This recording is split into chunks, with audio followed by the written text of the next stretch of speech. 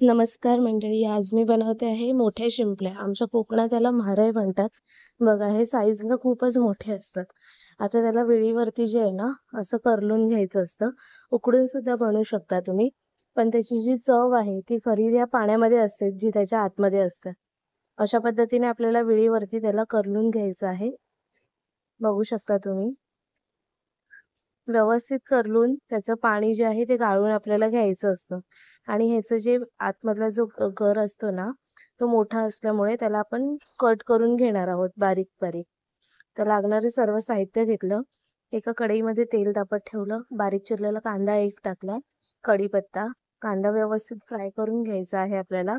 त्यानंतर एक मोठा टोमॅटो ॲड केला आहे बारीक चिरून. टोमॅटो चांगला मऊसूत होईपर्यंत आपल्याला फ्राय करून घ्यायचा आहे. त्यानंतर एक चमचा आलं लसूणची पेस्ट ॲड केली. त्यामध्ये लसूण थोडा जास्त हवा. व्यवस्थित आपल्याला ही पेस्ट जी आहे ती परतून घ्यायची आहे.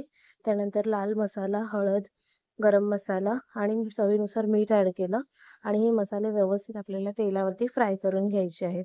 थोडंसं पाणी ॲड करूया, जेणेकरून तेल सुटेल व्यवस्थित मसाल्यांना. अशा पद्धतीने आपण यादी ग्रेव्ही तयार करून घेऊया. त्यामध्ये कांदा खोबऱ्याचं वाटण जे आहे ते मी ॲड केलं आहे, साधारण 3 चमचे. कांदा खोबऱ्याचं वाटण जे आहे ते आपल्याला तेलावरती व्यवस्थित मिक्स करून घ्यायचं आहे. बाजूने तेल सुटेपर्यंत आपल्याला हे शिजू द्यायचं आहे. झाकण ठेवून मी 5 मिनिटं वाटण शिजवून घेतलं.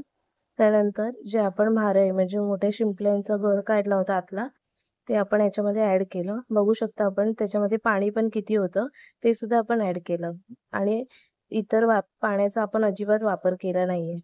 त्यानंतर त्याला व्यवस्थित 10 मिनिटं शिजवून घेतलं. वरून कोथिंबीर ॲड केली. अशा पद्धतीने आपल्या मोठ्या शिंपल्या म्हणजे कोकणातील फेमस म्हारय तयार झाले आहेत. तुम्ही सुद्धा नक्की ट्राय करून बघा.